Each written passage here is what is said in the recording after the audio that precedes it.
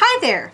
This is going to be a tag video, and this is called the Ideal Palette Tag.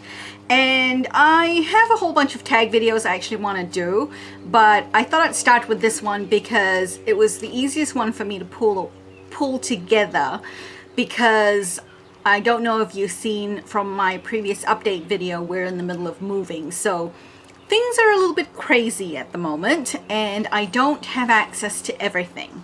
But this is a decent part of my collection that I have been able to get to, and I thought I would share this with you. So this is a fairly easy tag because it just goes through each area of eyeshadow,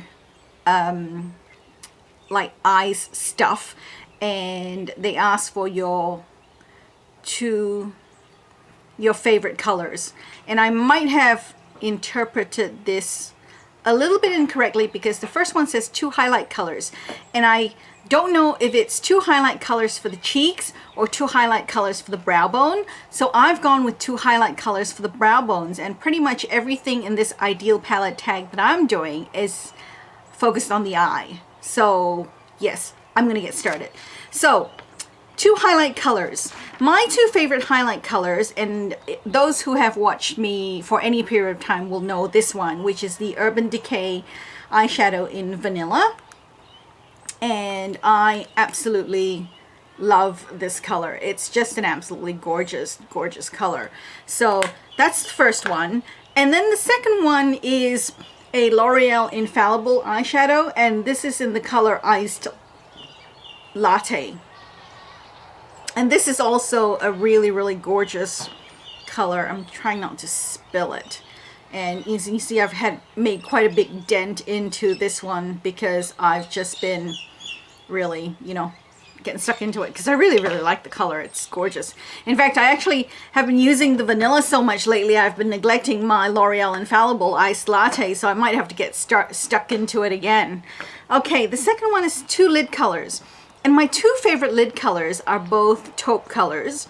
The first one is the Wet n Wild Nutty, and this is just such a beautiful taupe color, and it's very, very usable, perfect for an everyday color, and I just absolutely love it. I use it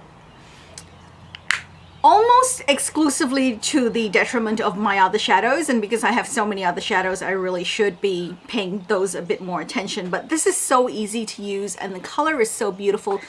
It's just easy to grab and go, especially when I'm running short of time, which I tend to do that a lot especially when I'm working.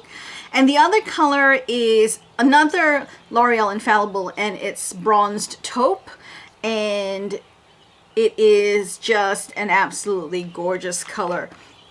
I'm sorry I'm not swatching all of these for you. It's just going to make it a really, really long video if I swatched every single color, but this is the color, and it's just absolutely stunning.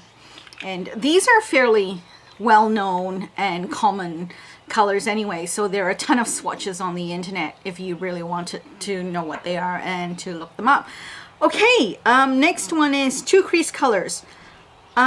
Crease, crease, crease. I think of crease colors more as blending colors for me because of my eye shape. I don't really have a prominent crease, so my crease color and my blending color tends to be the same thing.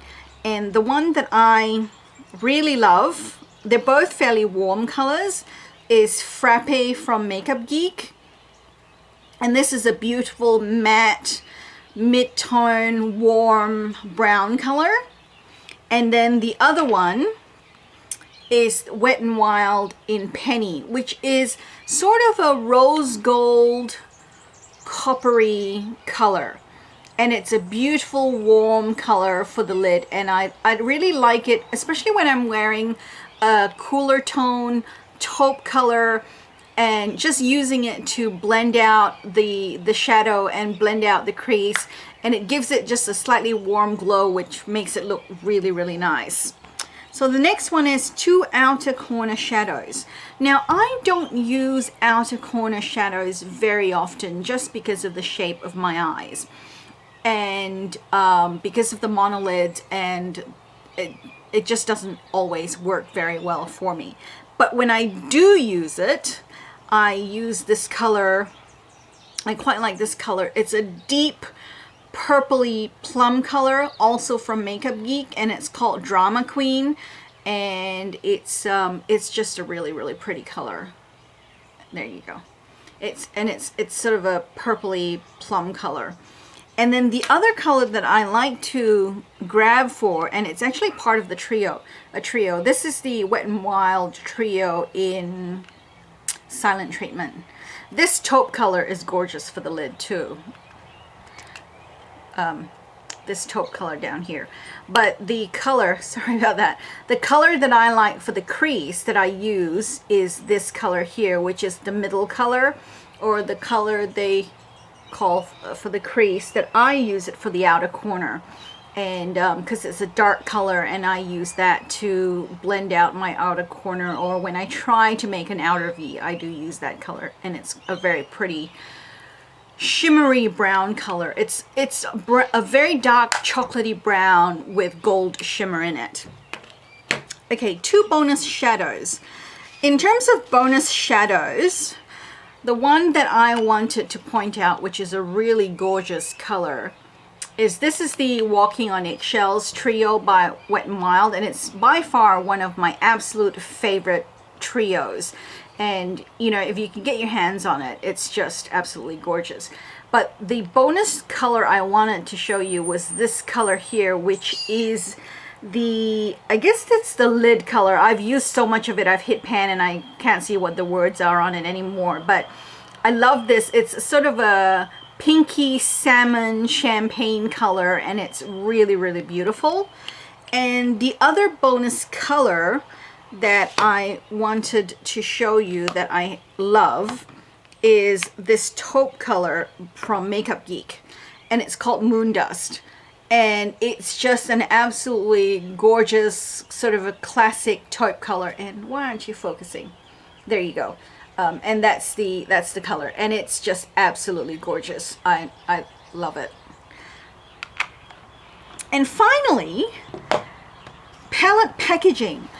I have to say, I'm not big, like, I don't really get into packaging, and I'm not a big packaging person, but I do like good packaging, and I do notice when packaging is bulky, or it's annoying, or it doesn't work very well, or it's not very sturdy. I just don't go gaga over it and, you know, buy something just because of the packaging, although I can be swayed by that, especially if it's cute or beautiful enough. However, I like my packaging to be sturdy, I like it to be practical, and I like it to be sturdy. I think the most important thing when it comes to packaging is I like my packaging to be sturdy and practical, and you know, beautiful and all that is great too. But my favorite in terms of packaging would be the Naked 2 palette from Urban Decay. I love it because it's metal, so it's very sturdy and it's great for traveling. I like that it clicks shut, so it doesn't open accidentally if you know, leave it somewhere, or if it tips over or anything like that. I really like that. And I also like that it's got a whopping huge mirror in it, which I can use if I need to use a mirror and I don't have a mirror easily accessible to me. And it's also a very sleek packaging. It doesn't have a lot of wasted real estate in terms of the packaging, because it's just got the shadows and room for the brush, and you know, that's it. There's not a lot of excess packaging in it, so that's what I like about it. And that's the tag. That's it.